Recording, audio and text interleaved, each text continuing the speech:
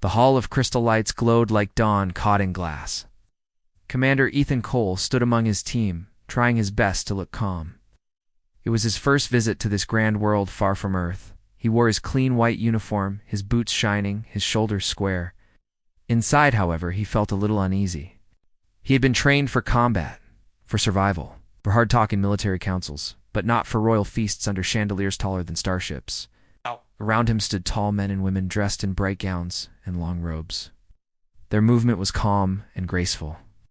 The walls reflected every color of the sky, and a soft hum filled the air from unseen machines, keeping the air sweet and mild. Music drifted from a corner where a group of young musicians played quiet, steady tunes. Queen Seraphine sat on a raised platform before a throne shaped like flowing water. Her eyes were sharp and kind both at once. Round her sat members of her court and her daughter, Princess Lyra.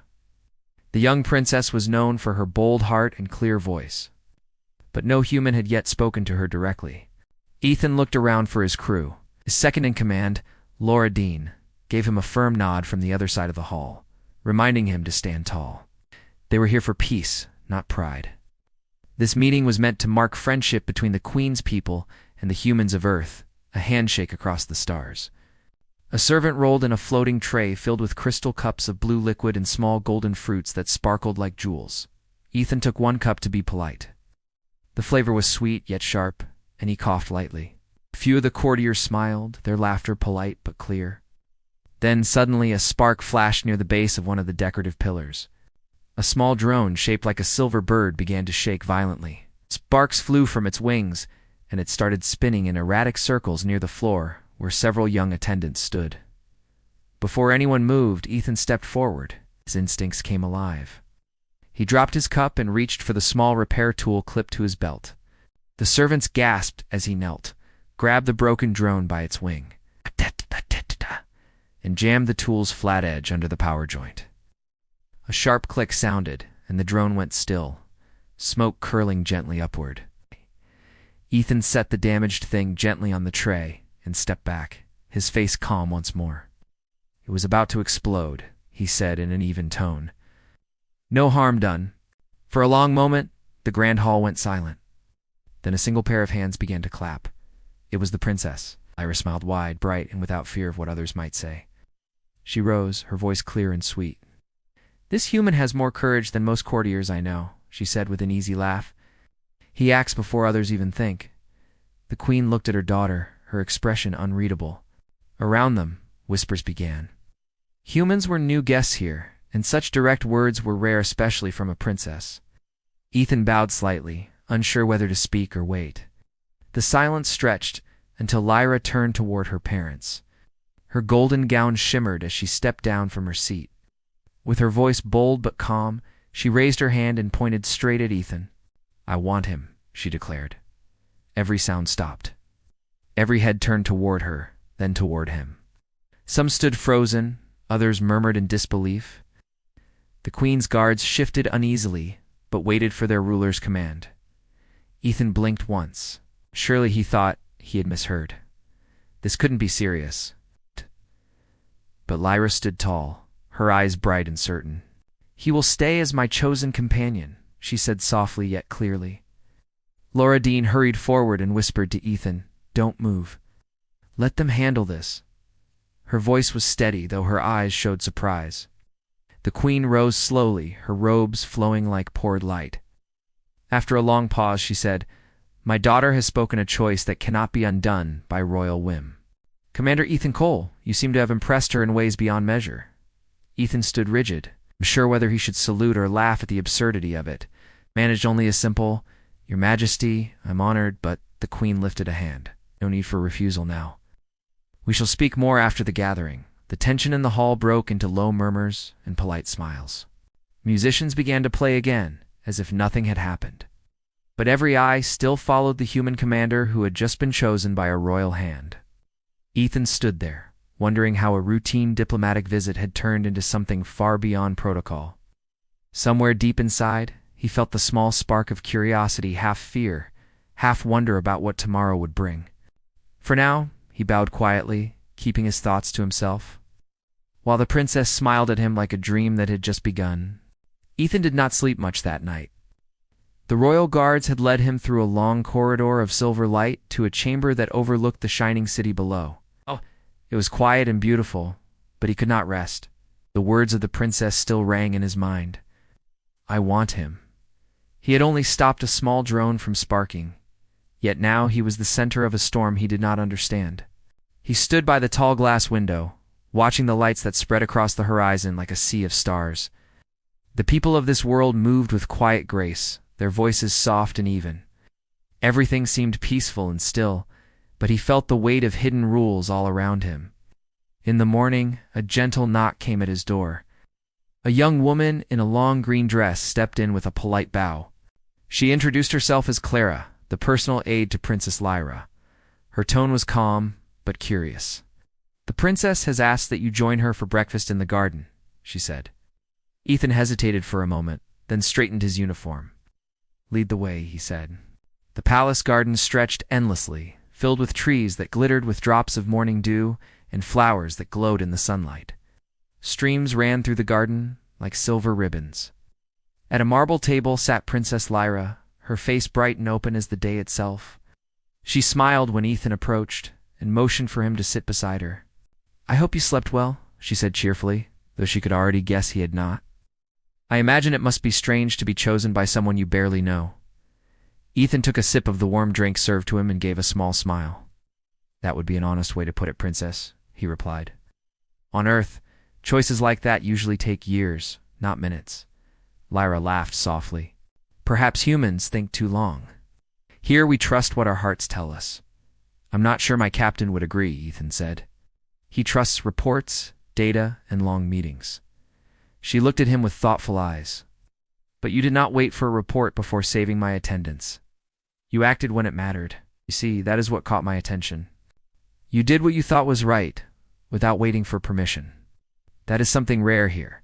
Her words hung in the air. Ethan looked away, studying the flowers at the edge of the pathway.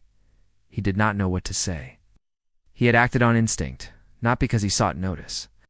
Still, her sincerity made it hard to reply lightly. They walked slowly through the garden after the meal, the smell of blooming trees filling the air. She pointed to a tower beyond the palace, where streams of blue light rose into the sky. That tower gives power to the whole city, she explained. For many years, my people believed it would last forever. But lately something has changed. The energy that feeds it is weakening.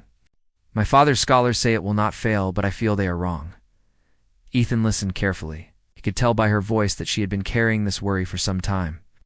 Have you told the queen about it? He asked. I have, Lyra said quietly. But she says there is no danger. The council trusts their scientists. I am only a daughter, not yet a ruler. My words are brushed aside. They reached a small bridge over a clear stream. Lyra leaned on the railing, looking down at her reflection. It is easier to admire the beauty of our world than to question what keeps it shining. You are different, Ethan. You do not stand aside when things break. You try to fix them. Ethan felt a mix of pride and concern. If you believe something is wrong, he said slowly, then I can help you look at it. We may find a real answer together. Lyra smiled but said nothing. Her eyes shone with quiet determination. She had chosen him not only for his bravery, but because she saw in him the courage to face truth. That evening, the queen met Ethan in a smaller council hall. Her voice was graceful but firm. You will stay at the palace as my daughter's companion, she said.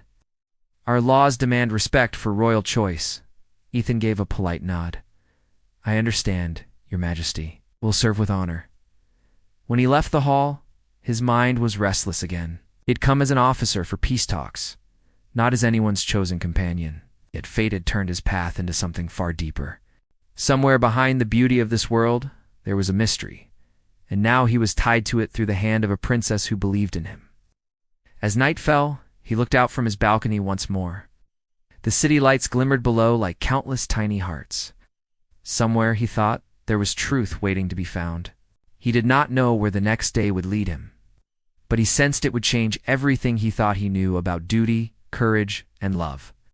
Ethan had been living in the palace for several weeks now. Every morning, the light touched the marble walls, and every evening, the city glowed with a calm blue shine. It was peaceful, but peace did not bring comfort to his mind. He began to notice things that others ignored. The grand towers that once glimmered bright now dimmed earlier each night. The flow of power across the city's bridges slowed. Machines that once hummed quietly now gave off strange sounds. Princess Lyra still met him often in the garden or the learning hall. She had grown comfortable speaking freely with him. She no longer called him commander, only Ethan. At first, the court had whispered about it, but soon the people grew used to seeing them together. She asked him many questions about Earth, about how people there worked, how they learned, and how they ruled themselves. Ethan answered with care. He told her stories about small towns where farmers worked from sunrise to sunset, about busy cities filled with noise and life, and about simple acts of kindness that helped his people survive. She listened with wide eyes and sometimes laughed when he described how humans argued fiercely even when they cared about the same things. One afternoon, Lyra asked him to follow her to the great tower at the edge of the city.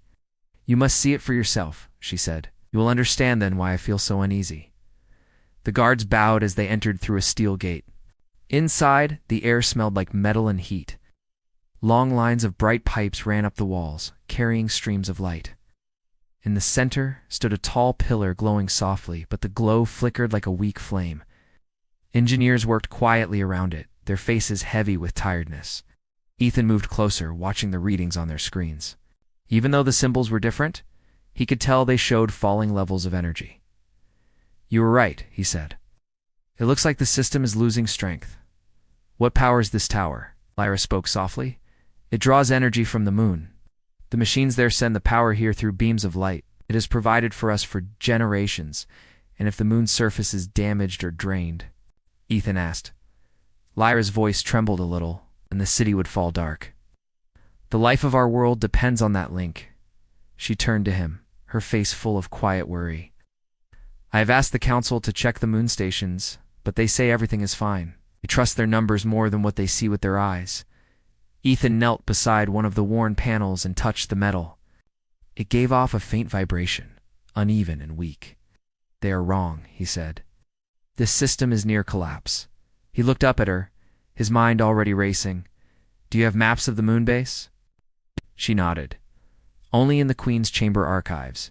Then we have to see them," Ethan said. "If we can find out what is draining the power, there's a chance to fix it before disaster." They left the tower quietly.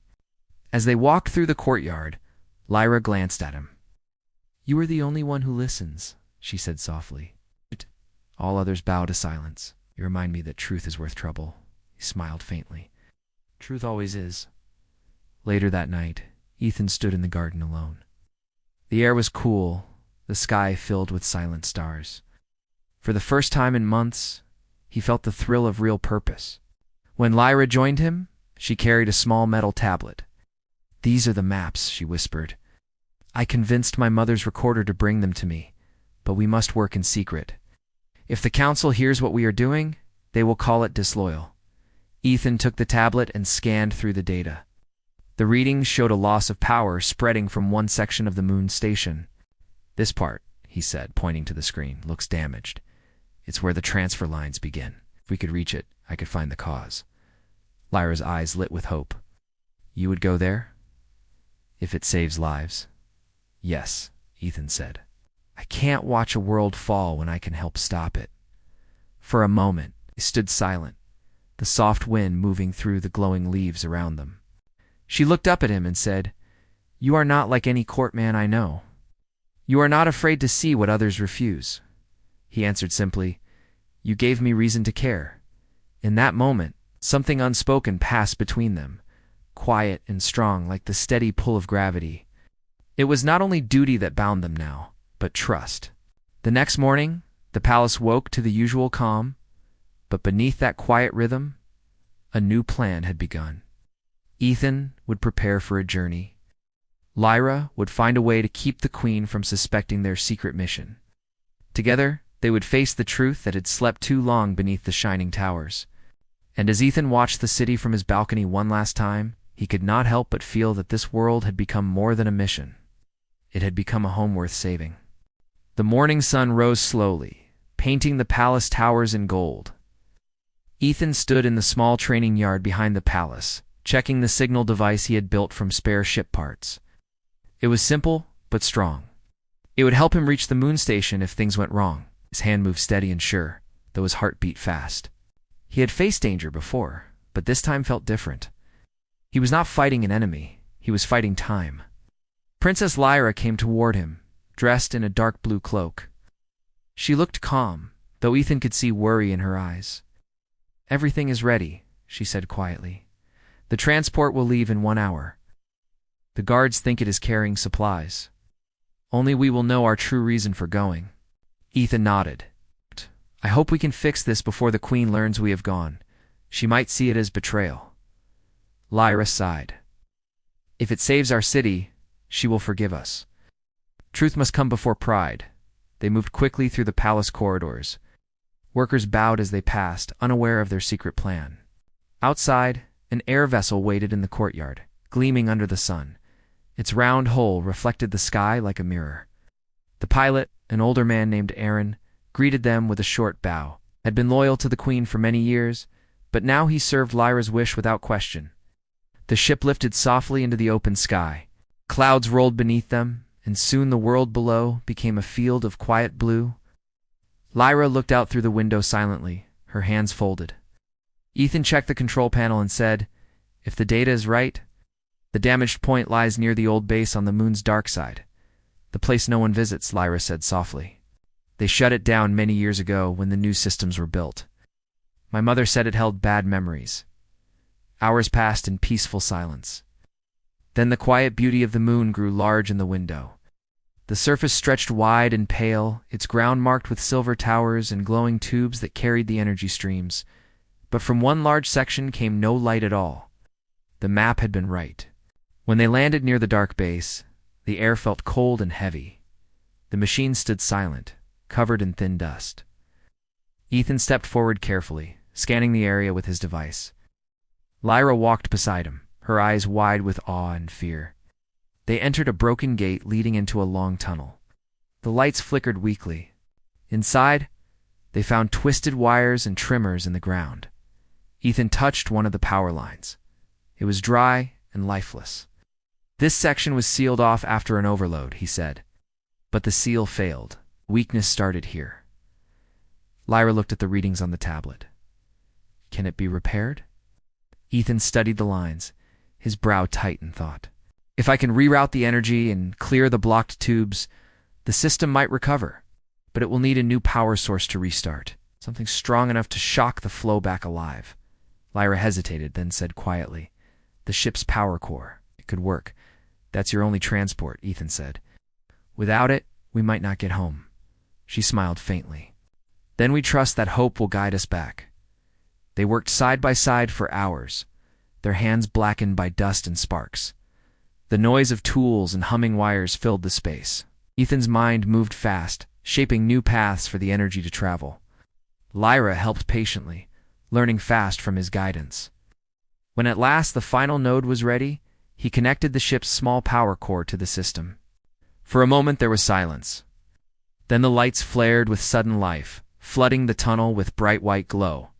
Lyra gasped, her face lit with joy. It worked. But then the ground trembled sharply. A deep roar echoed above them. Ethan grabbed her arm. "We have to move." The old support beams might not hold. They ran through the passage as the walls cracked and dust poured down. Outside, the sky shimmered with a wave of light rolling across the horizon. The once dark towers began to glow again, their streams reconnecting to the city far below. When they reached the landing site, the ship's engines were still humming weakly from the energy drain. Ethan quickly recalibrated them, coaxing one last surge of power. "We can still make it if we take off now," he said. The vessel rose, shaking but steady. They flew past the moon's bright edge, watching from above as golden lines spread across the planet's surface again. The city was alive. Lyra turned to Ethan, relief soft in her voice. "You saved us." He shook his head. "We saved your people together," he believed, and that made it possible. As the ship neared the atmosphere, a new worry filled Ethan's mind. "When we return, the Queen will know what we did. We broke her orders." Lyra looked out at the faint sparkle of the world below. "Then I will face her. I will tell her the truth myself."